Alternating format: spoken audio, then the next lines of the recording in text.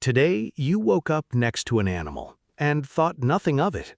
But imagine doing that 15,000 years ago, waking in a cave with fire barely alive and wind cutting through the dark, and choosing to keep a wolf cub alive instead of eating it, because that one quiet, unexplained moment gave you every golden retriever, every purring lap cat, every childhood memory of something soft that loved you back. And the part that should actually bother you is that we still don't fully understand why it happened. Not completely. Not yet.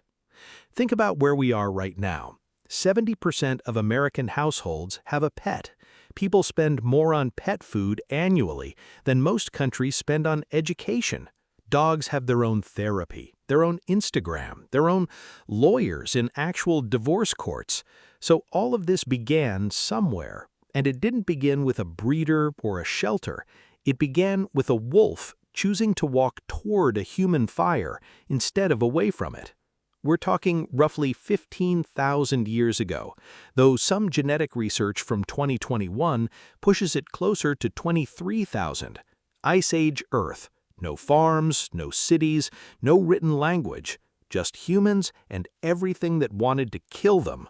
But wolves and humans were already sharing something nobody talks about.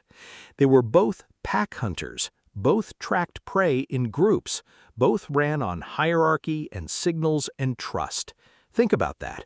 Two completely different species hunting the same animals using almost the same social logic.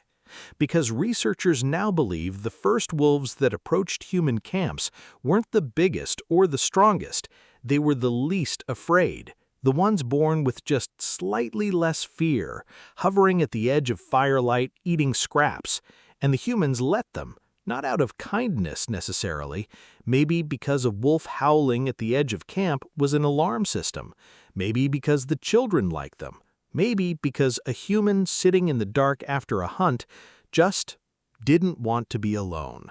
Over hundreds of generations, something happened that had never happened before in the history of life on Earth. One wild animal chose to become domestic, not through cages or force, but through trust, built one scrap of meat at a time.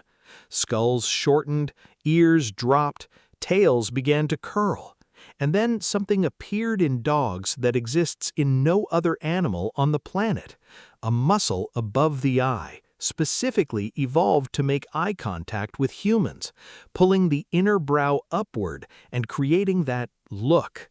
The one that makes you feel deeply and irrationally that your dog understands you. And this should stop you, the same way it stopped the researchers who found it. Because that muscle wasn't random, it was selected for, meaning the wolves that could make that face got more food, more safety, more investment in their survival, and the ones who couldn't were left behind. And over thousands of years, dogs learned to speak human with their faces. Wait, think about what that actually means. Because we didn't domesticate dogs, dogs domesticated themselves. They read us. They evolved around us. They built an emotional interface specifically designed for the human brain.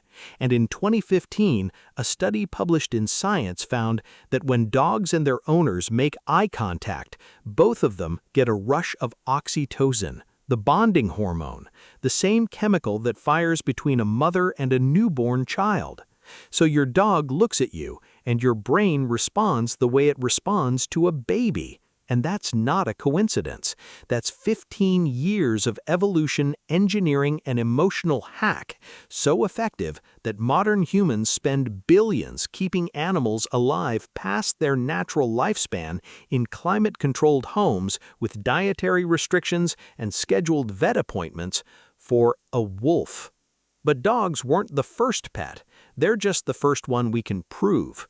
Because cats came roughly 10,000 years ago, and they didn't come for us, they came because of grain. Because the moment humans stored food, the rats followed. And where rats went, wildcats followed. And a 2007 genetic study traced every domestic cat alive today back to a single Near Eastern wildcat subspecies from the Fertile Crescent. Yet cats never fully domesticated the way dogs did. Their genome is barely 10% different from their wild ancestors. They kept the claws, they kept the predator reflexes, they kept the indifference. And somehow, that made humans want them more. The animal that gave us the least is the one we put on the internet billions of times. Then there were birds. And this one changes the story completely. Because birds weren't kept for companionship or pest control, but because of what they could say.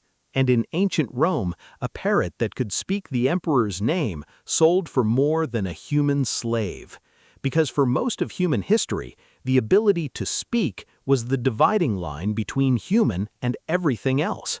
So an animal that crossed that line, even in mimicry, was something close to miraculous.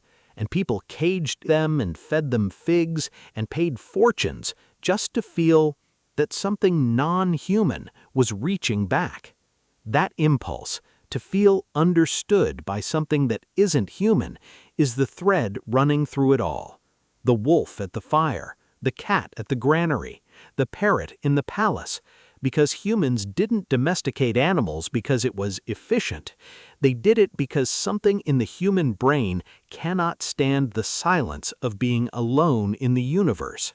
And so today, 15,000 years after some unnamed human chose not to chase away a frightened wolf, you have a pet, or you want one, or you remember one. And the reason goes much deeper than habit. Because somewhere in your neurons, in the same architecture running since the Ice Age, there's a system that says, find something alive, earn its trust, and don't be alone. And every time your pet looks at you, that ancient brain lights up exactly the way it did for the very first human who ever felt it. Because the first pet wasn't a luxury or a hobby. It was the first time a human looked at something wild and said, stay. And the wild thing looked back and said, okay. So drop your answer in the community tab, because I genuinely want to know, when you think about the animal you've had or the one you want, what is it you're actually looking for? Protection? Companionship? Something that can't lie to you? Because I think your answer says more about being human than any history book ever could.